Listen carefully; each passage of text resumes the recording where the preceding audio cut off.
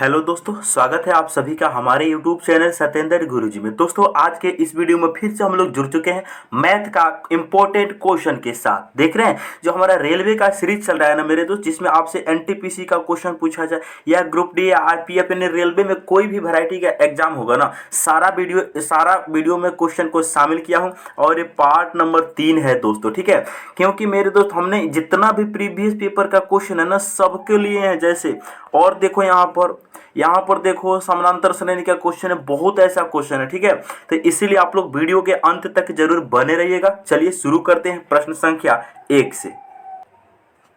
पहला क्वेश्चन है मेरे दोस्त, क्या कह रहा है ध्यान से देख कर है, √2 plus √2 plus √2 dot dot dot करके ये इन्फिनिटी तक जाएगा। ठीक है, का मान ज्ञात कीजिए। बहुत ही इंपॉर्टेंट क्वेश्चन है मेरे प्यारे साथी। यहाँ पर देख रहे हैं आरआरबी ग्रुप डी 30/9/2022 के शिफ्ट 1 का क्वेश्चन है। ठीक है, आप लोग ये मत कहिएगा कि भैया ऐसा क्वेश्चन ही हल्का है। मेरे तो हम भी जानते हैं बहुत आसान क्वेश्चन है, लेकिन रेलवे 2022 का इंपॉर्टेंट क्वेश्चन है दोस्त।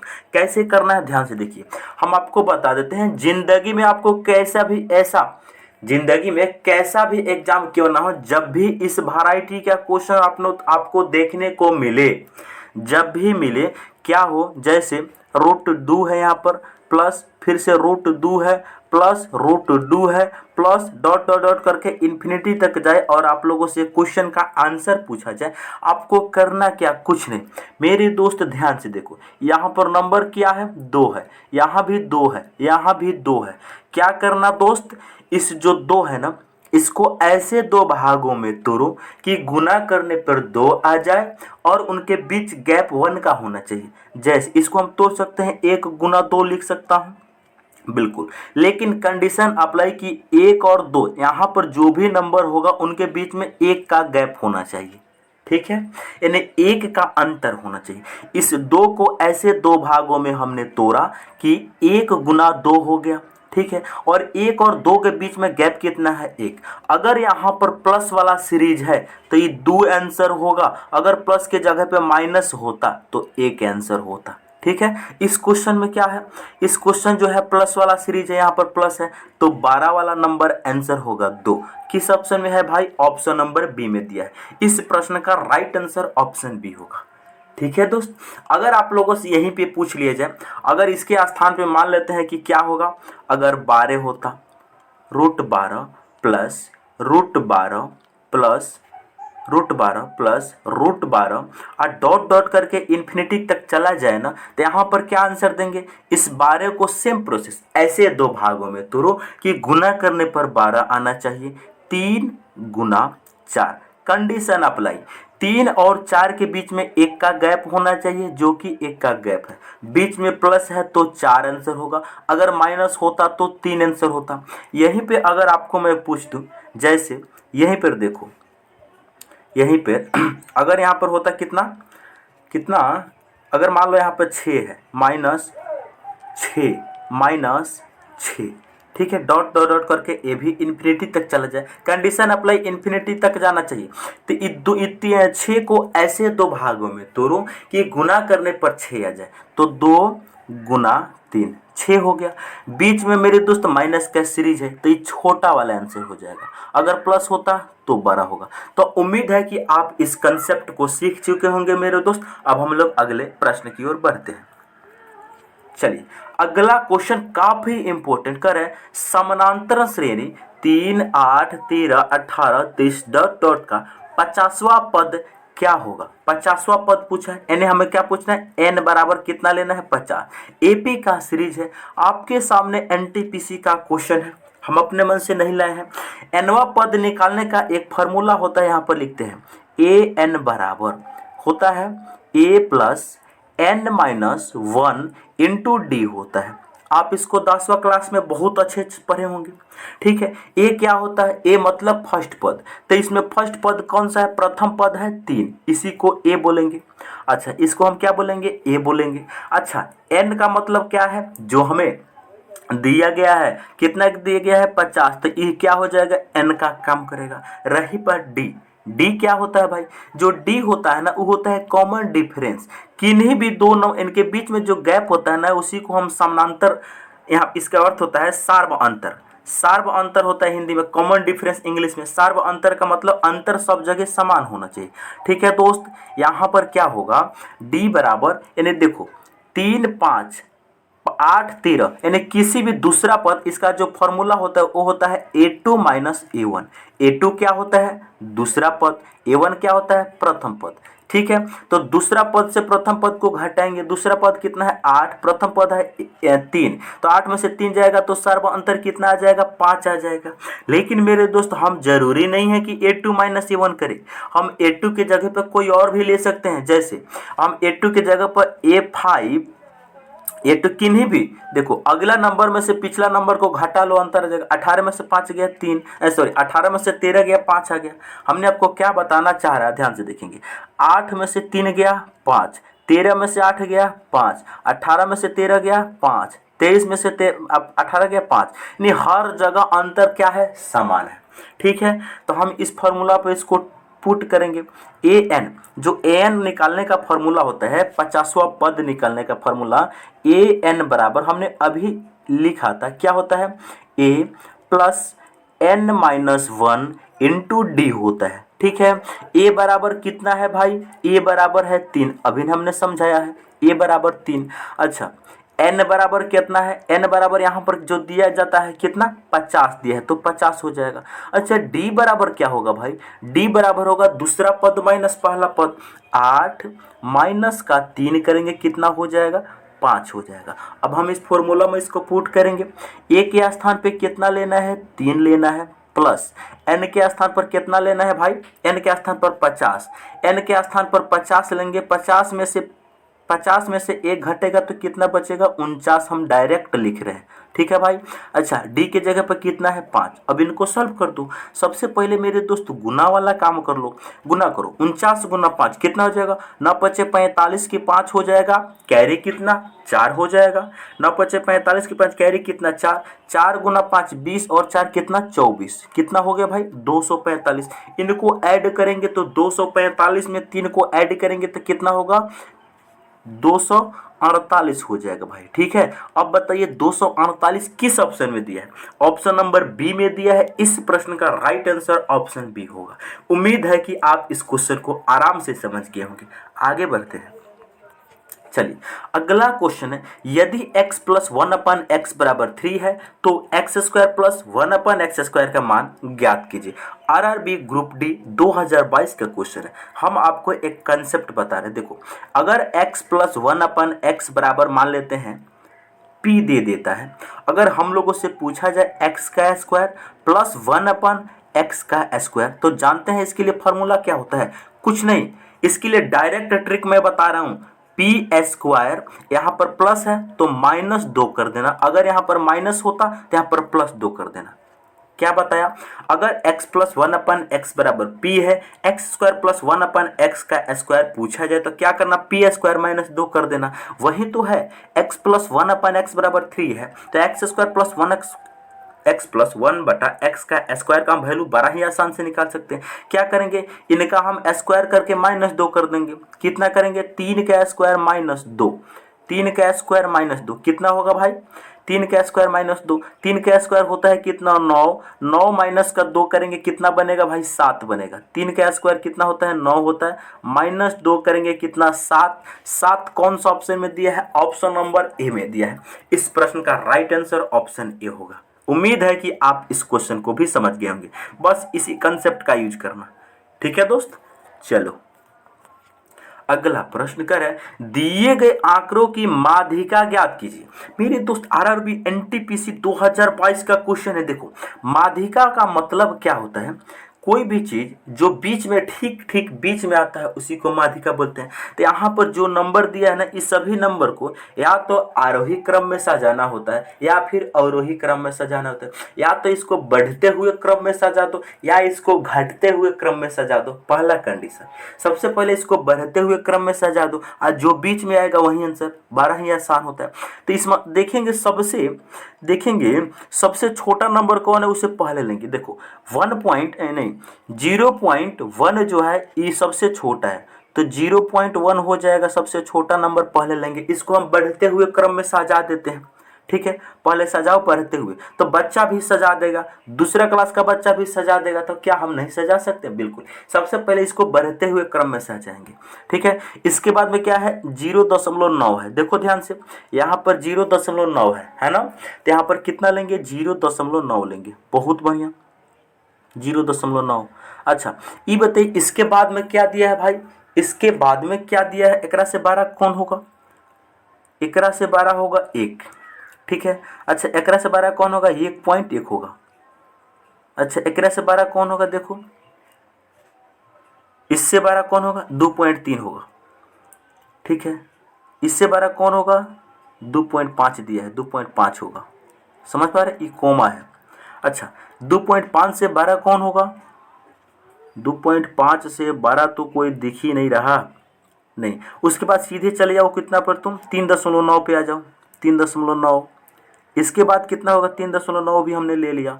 उसके बाद हो जाएगा 4.2, तब हो जाएगा 4.6, 4.2 तब हो जाएगा 4.6। अच्छा, इसके बाद में आएगा 5, ठीक है, सबसे लास्ट में 5 आएगा। अब हमें करना क्या है, इसके ठीक बीच में जो नंबर आएगा वही हमारा आंसर होगा, ठीक है। तो हम इसके लिए करेंगे क्या, दाएं से 2 कट, दाएं से 1 नंबर को कट करेंगे, बाएं से 1 नंबर की कट करेंगे, यानी सबसे पहले 0.1 है तो इसको काटेंगे, सबसे लास्ट में 5 है तो इसको काटेंगे। दूसरा, फर्स्ट से दूसरा 0.9 है, लास्ट से दूसरा 4.6 है, तीसरा 1 है, इधर से तीसरा 4.2 है, इधर से चौथा 1.1 है, इधर से चौथा 3.9 है। हमारे पास बीच में कितना नंबर बचा, बीच में 2 नंबर बच गया। तो माध्यिका तो कभी भी 2 हो ही नहीं सकता, बीच में जो नंबर आता है वही माध्यिका होता है। लेकिन जब 4 गो नंबर इधर से हटा दिए, 4 गो नंबर इधर से हम कैंसिल कर दिए, तो बीच में 2 नंबर बच गया। अब माध्यिका कैसे निकालेंगे, 12 ही आसान है, 1 नंबर बचता तो आसान ही हो जाता, यहाँ पर 2 नंबर है, क्योंकि कंपटीशन के एग्जाम है तो 2 नंबर है मेरे दोस्तों। क्या करना, इन दोनों को जोड़ के 2 से भाग दे देना, ठीक है, यानी कि इन दोनों को जोड़ लो, 2.3 प्लस 2.3 प्लस 2.5 कितना हो जाएगा, इनको ऐड करेंगे तो ये हो जाएगा 2 दूनी 4, 4.8 हो जाएगा, ठीक है।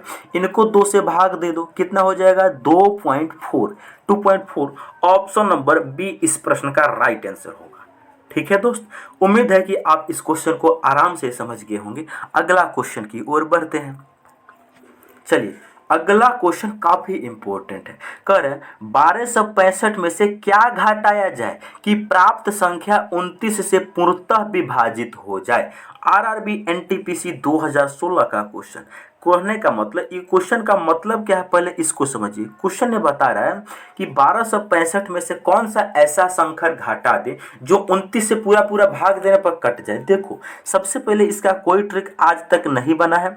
इसको सबसे पहले आपको करना होता है क्या, कि देखो 29 से भागा देंगे हम 1265 में, क्या में 1265 में, बात को समझ रहे हैं, 1265 में भागा देंगे 1265 29 से, आज जो शेषफल आएगा वही हमारा आंसर होगा, ठीक है। 29 से भागा देंगे तो कितना हो जाएगा, 29 से भागा देंगे तो कितना होगा, अगर इसको हम 4 बार लगाते हैं तो कितने बार जाएगा, 4 9 36 के 6 हो जाएगा, कैरी कितना 1, 4 दूनी 8 और 1 9, नहीं 5 बार लगाओ इसको, 5 बार, 5 बार में लगाओ, 5 बार में जाएगा तो 9 पचे 45 के 5 हो जाएगा, कैरी कितना 4, 5 दूनी 10 और 4 कितना 14, तो ज़्यादा हो गया, 3 बार में लगाओ, 3 बार में लगाओ, 9 त्रिकी 27 के 7, कैरी कितना हो गया 2 हो गया, 3 दूनी 6 और 2 8, तो ज़्यादा कम हो जा रहा है, 4 बार में ही लगेगा, 4 बार में ही लगाओ, 4 बार में लगेगा। 9 चौका 36 के 6, कैरी कितना 3, 4 दूनी 8 और 3 11, जी हाँ बिल्कुल 4 बार में लगेगा। 1 1 कैंसिल होगा, यहाँ पर कितना बचेगा, 6 में से 6 जाएगा 0, 2 में से 1 जाएगा 1 बचेगा, 10 हुआ, ऊपर से 5 उतरेगा, 105 है। अब इनको लगाओ तुम 3 बार में, ठीक है, 3 बार में लगाओ। 9 त्रिकी 27 के 7, कैरी कितना हो जाएगा 2, 3 दूनी 6 और 2 8, 105 में से 87 घटाएंगे तो कितना बचेगा, 15 में से 7 जाएगा 8 बचेगा, यहाँ बचा 9 में से 8 जाएगा 1, इतना क्या बचा भाई, इतना शेष बचा। बचा, अभी तो 29 से डिवाइड हो नहीं जाए हो तो होगा नहीं, तो मेरे दोस्त इतना क्या बचा, यही शेष बचा।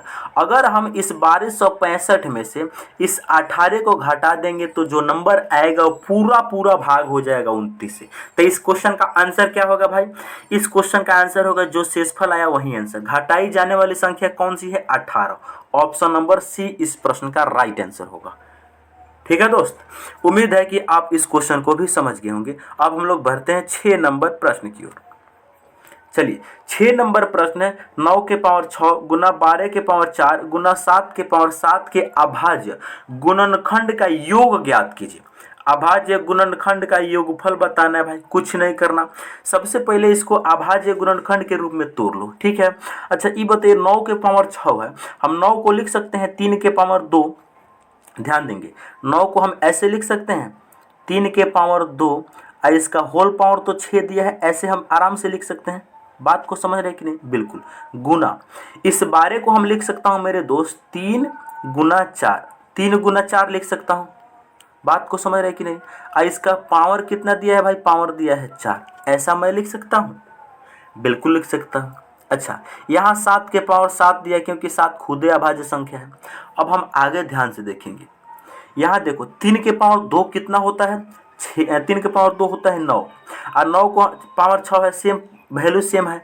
अब देखो हमने आपको क्या बोला, आप सर्च एंड इंडिसेस में पढ़े होंगे, अगर a के पावर n है और इसका पावर अगर m है तो एक ब्रैकेट से जब बाहर निकलता है तो ये दोनों आपस में मल्टीप्लाई हो जाता है। क्या होता है, a के पावर n इंटू m हो जाता है। इस कंसेप्ट का यूज करके यहाँ पर हम करेंगे क्या भाई, ध्यान देंगे। यहाँ पर हो जाएगा, ये हो जाएगा 3 के पावर 6 दूनी मैं 12 लिख सकता हूँ, बिल्कुल। गुना यहाँ देखो, यहाँ 3 के पावर कितना है, 3 के पावर 4 मैं लिख सकता हूँ, बिल्कुल लिख सकता हूँ। 3 के देखो, अगर ए बी के पावर अगर n है ना तो इसके लिए फार्मूला क्या होता है, ए गुना बी का पावर n है तो ए का भी पावर n होगा और b का भी पावर n होगा। इस कंसेप्ट का यूज यहाँ पर मैं कर रहा हूँ डायरेक्ट, ठीक है।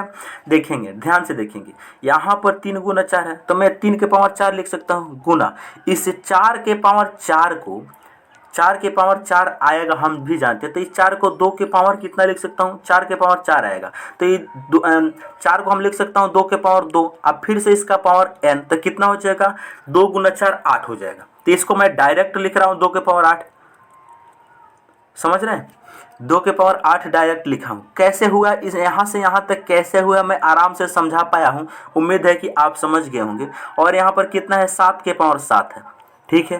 फाइनली सभी को देखेंगे तो ये 3 के पावर 12 और 3 के पावर 4 यहाँ पर है, ये क्या हो जाएगा, 3 के पावर हो जाएगा, ऊपर लिखते हैं 3 के पावर कितना हो जाएगा, 12 4 16 हो जाएगा, क्योंकि a के पावर n इंटू ए के पावर n होता है तो ये सभी आपस में जुड़ जाते हैं। हाँ फॉर्मूला अपना ही पढ़ा है कि a के पावर n इंटू बी के पावर a के पावर m क्या है, यहाँ पर जो घात यानी कि जो यहाँ पर बेस है इक्वल है a की पावर n इंटू बी के पावर n, तो इसके लिए फार्मूला होता है a की पावर m प्लस n होता है। ये बात आप लोग m नहीं n plus 1 m plus n plus m होता है, ये बात ऑलरेडी आप लोग जानते हैं पहले से। वही कंसेप्ट लगाया हूँ, 3 के पावर 12 और 3 के पावर 4 ये जुट के आपस में बराबर हो जाएगा, गुना 2 के पावर 8 दिया है, गुना 7 के पावर 7 दिया है। हम लोगों से केवल पूछा गया है अभाज्य गुणनखंड का योगफल, तो ये बताइए 3 भी अभाज्य है, 2 भी अभाज्य है, 7 भी अभाज्य है, तो इसका पावर नहीं, केवल अभाज्य गुणनखंड का योग यानी 3 + 2 + 7 कर दो, बस बात खत्म। 3 + 2 + 7, क्योंकि एक बाद कोई भी अभाज्य गुणनखंड में नहीं टूट सकता। तो हमारा आंसर क्या होगा, 3 में 2 जोड़ेंगे 5, 5 और 7 कितना 12, ऑप्शन नंबर बी इस प्रश्न का राइट आंसर होगा। ठीक है दोस्त, चलिए आगे बढ़िए। अगला क्वेश्चन है 7 नंबर का, है निम्नलिखित का मान ज्ञात कीजिए। मेरे दोस्त ध्यान से देखिए, एनटीपीसी का क्वेश्चन है, कह रहा है 1 + 2 + 3 + डॉट डॉट करके 31 तक गया है, 31 के बाद 30 29 28 डॉट डॉट करके 1 पर आ गया। कहने का मतलब 1 से लेके 31 तक चढ़ा है और 31 से लेके 1 पर उतर गया है। हम लोगों का आंसर पूछा गया, तो पूरा को जब हम जोड़ेंगे तो आंसर क्या होगा, देखो इन्हें इधर से गया है 31 पर 31 से घट है, जहाँ से घटना शुरू हुआ है, बीच में क्या है 31, बस इसी का स्क्वायर कर दो, आपका आंसर हो जाएगा। इसी का स्क्वायर कर दो, आंसर हो जाएगा। 31 का स्क्वायर कितना होता है भाई? 961 होता है। बात खत्म। इस क्वेश्चन का राइट आंसर ऑप्शन सी होगा। डायरेक्ट ट्रिक समझिए मेरे दोस्त, यानी जब भी कोई नंबर किसी नंबर तक लगातार बढ़े और वहां से लगातार घटे तो उसका आंसर उस नंबर का स्क्वायर होता है। एक कंसेप्ट को मैं समझा पाता हूं। देखो, अगर आप लोगों से पूछा जाए 1 + 2 + 1 तो कितना होगा? इनको जोड़ेंगे, साधारण है तो इनको जोड़ सकते हैं आप। 2 और 1 3 और 1 कितना? 4। 4 क्या होता है? 2 का स्क्वायर। अगर आप लोगों से पूछा जाए 1 + 2 + 3 फिर 3 पर 50 है, इसके बाद घट जाओ, क्या है? 1 से 3 तक बढ़े हैं और 3 से घट रहे हैं, इनको जोड़ेंगे तो कितना होगा? 9 होगा।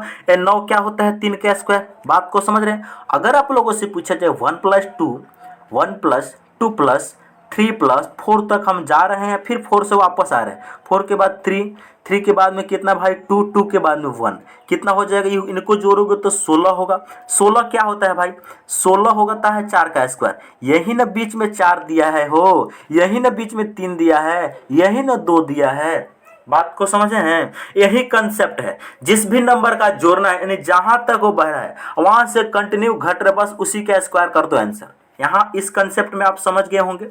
चलो आगे देखते हैं। 8 नंबर प्रश्न कर रहा है, यदि ए का वेतन बी के वेतन से 20% कम है तो बी का वेतन ए के वेतन से कितने प्रतिशत अधिक है? भाई क्या पूछा है? ए का वेतन बी के वेतन से 20% कम है तो बी का वेतन ए के वेतन से कितने प्रतिशत अधिक है? देखो ध्यान से मेरे तो, सबसे पहले इसको आप रेशियो मेथड से सॉल्व करो, यानी ए और बी के बीच में अनुपात देखो, ए और बी के बीच में अनुपात।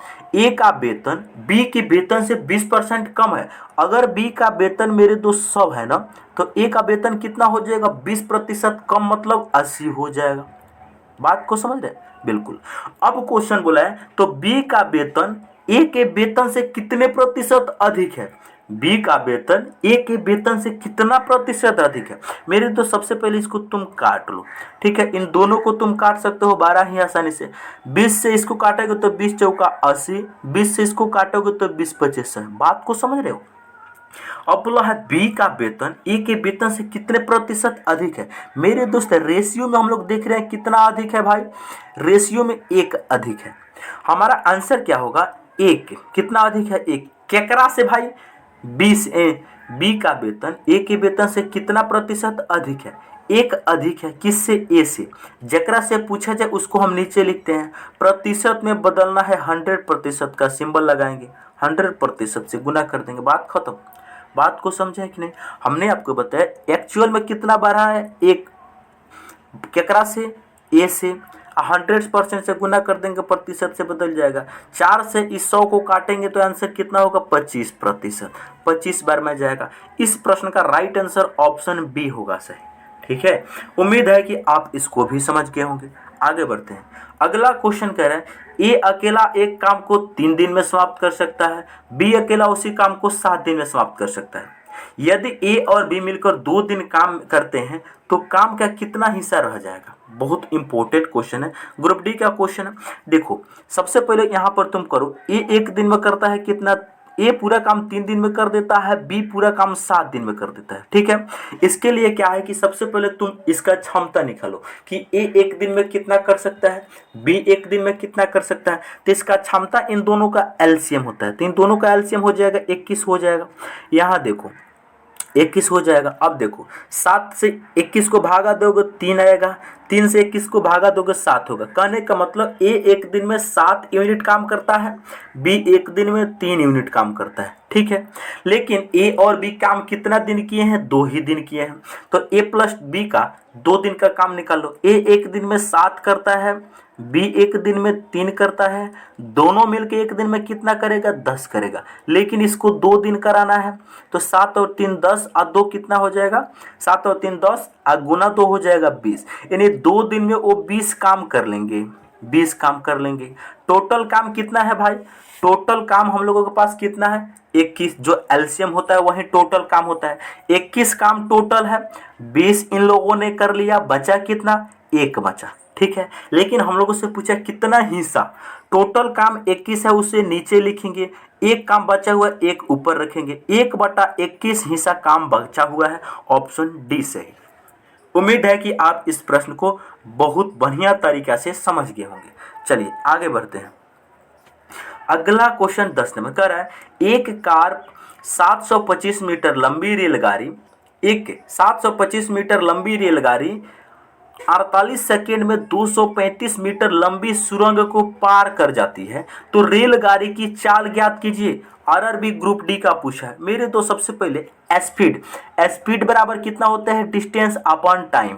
फॉर्मूला आप लोग बहुत बढ़िया तरीके से जानते हैं। चाल बराबर दूरी बटा समय। क्वेश्चन ने क्या कहा है भाई, क्वेश्चन ने कहा है टोटल टाइम कितना लेते हैं, 48 सेकेंड, तो 48 को हम नीचे रखेंगे। बहुत बढ़िया।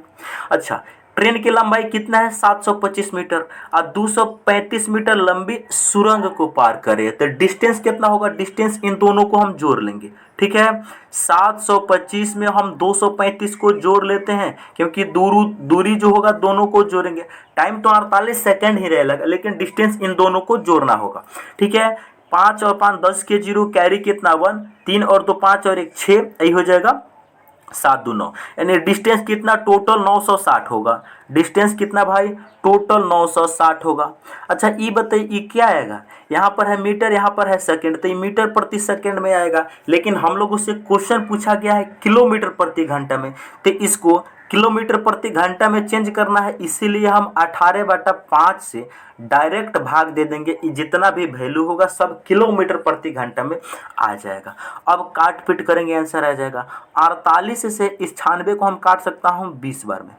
बात को समझ रहे हैं, 48 गुना 2 96 होता है, 1 0 तो 1 0।